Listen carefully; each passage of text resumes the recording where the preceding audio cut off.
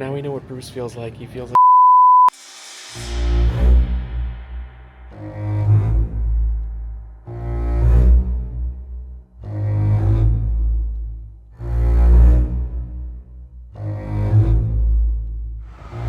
Okay, I've made it to LA.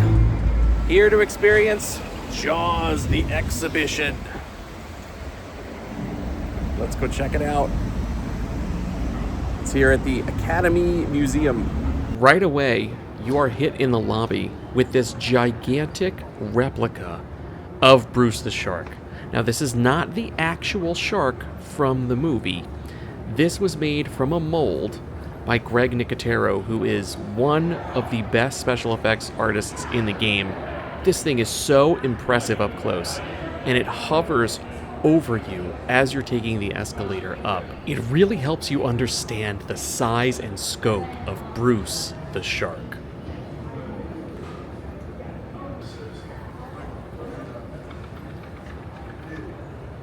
We're preparing to enter now, and right away, I love this attention to detail. They do their own version of the Amity billboard, except it says, instead of Amity welcomes you, it says the Academy Museum welcomes you.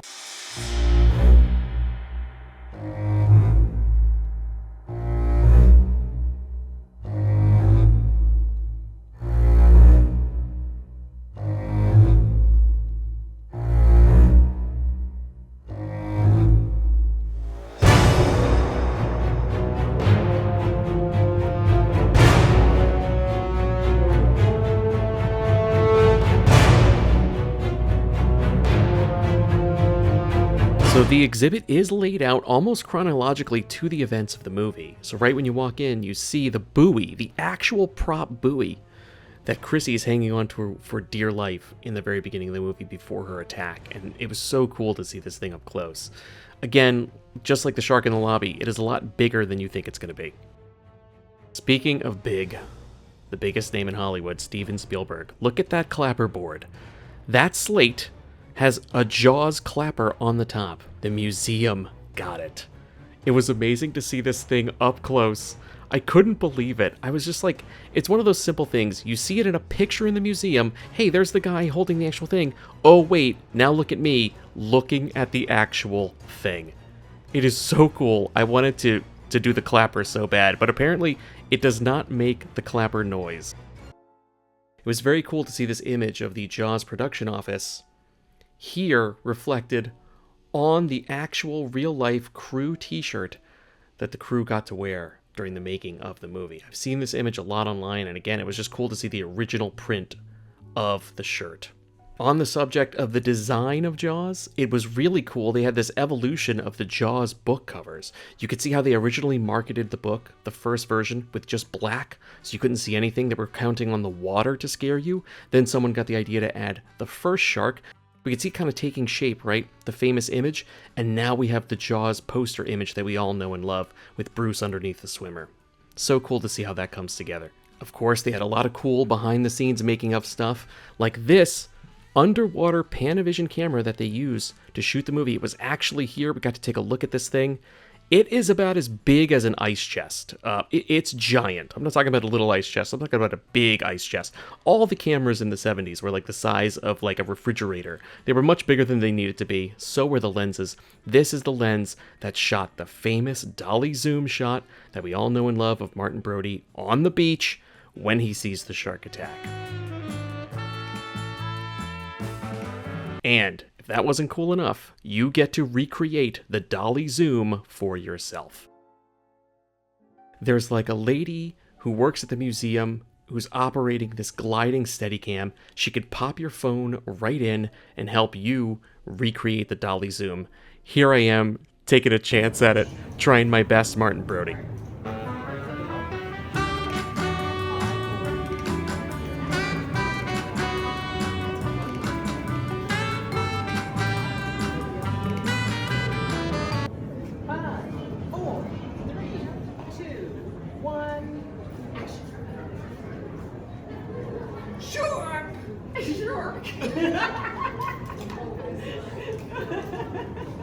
I sent this to my buddy, who was also a massive Jaws fan, and he said, I don't think you're a good Martin Brody, but you maybe could pass for Hooper. So I think it was supposed to be a compliment, but I'll take it. It was amazing to be part of that. And yes, purists, in case you were worried, did they forget the no swimming beach clothes sign? No, they did not. Here it is, up close, signed by Steven Spielberg. This was one of my favorite bits. It was an actual ad for extras for the movie.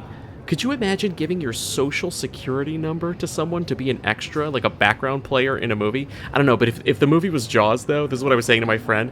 If the movie was Jaws, I might just give them my social security number. I might just give them my credit card, and whatever they wanted. I would want to be in Jaws that bad.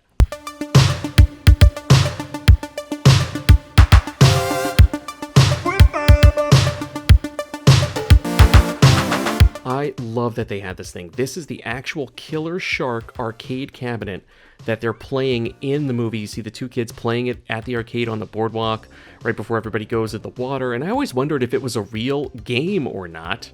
Apparently it was. It was not just made for the film.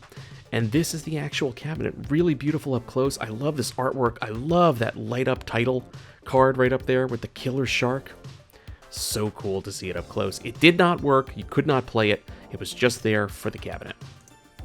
Speaking of looking cool, here are the actual costumes for our main three, Quint, Brody, and Hooper.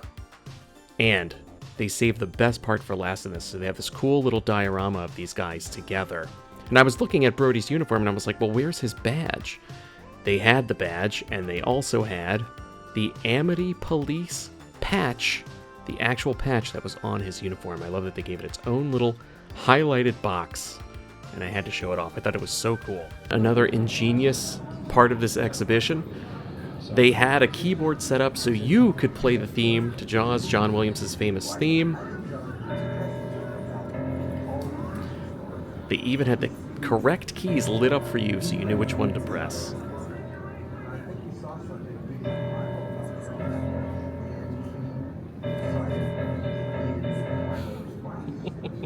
And if you thought the big Bruce in the lobby was impressive, wait until you see this huge scale replica of the Orca set that they used. And they, to quote another Spielberg movie, spared no expense.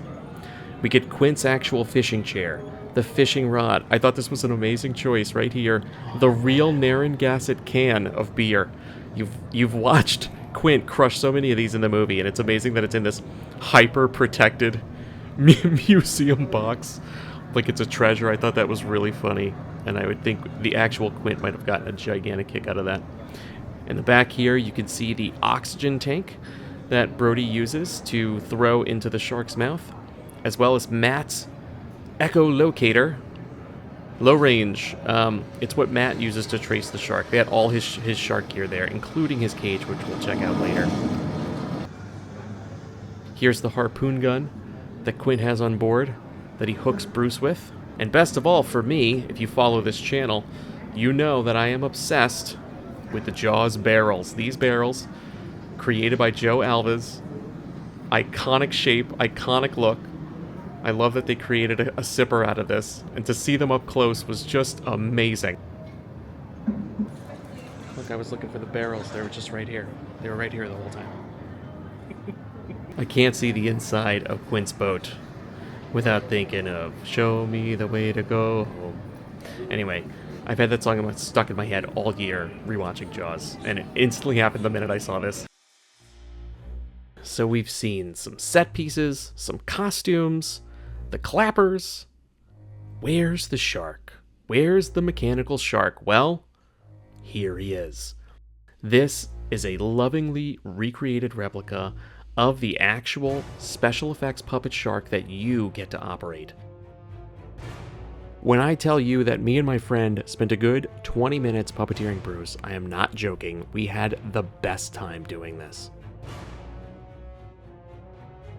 He has 3 simple levers. You can move his mouth up and down, his face side to side, and his tail side to side. I'm happy to say what the special effects guys on the actual movie couldn't say. The shark was working.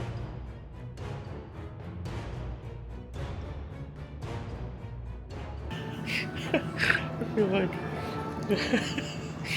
feel like a kid in a candy store right now. We're just having so much fun puppeteering the shark. That's amazing, dude. I felt like Christmas morning with this, like a kid playing with the best toy on planet Earth, and it's really cool to see it up close. You see, like, these are all real recreations of what the gears look like, the actual wiring. It's really cool to see how Bruce comes together, but you can also see how easily he would break. Look, you can also see the shark cage that Matt goes down in. Isn't that nuts? We also got to see the actual shark cage that Matt Hooper, Richard Dreyfuss, goes down in to try to trank Bruce and fill him full of the poison. There's his poker there in the middle. You can see the bars where they're bent where Bruce attacks the cage. I was having such a good time looking at this that one of the museum workers pulled me aside and said, "You have to look at the top." And I looked at the top, and there's Richard Dreyfuss's autograph next to his stunt double's autograph. They had a patch of what the outside of Bruce's skin actually felt like that covered the gears, that covered all the wiring and the cables.